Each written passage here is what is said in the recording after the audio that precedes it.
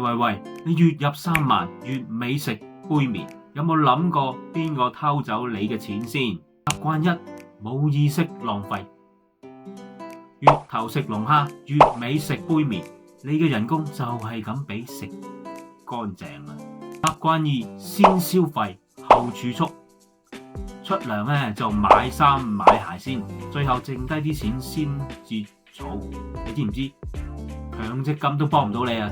三，冇目標浪費，先儲起嚟先啦，結果儲到30歲，你啲錢啊仲係跟住通脹變成廢紙。解決方案3秒急救法：第一，每個月一出糧自動轉賬3000蚊去儲蓄戶口。二，消費嗰時停一停，諗一諗，等10分鐘。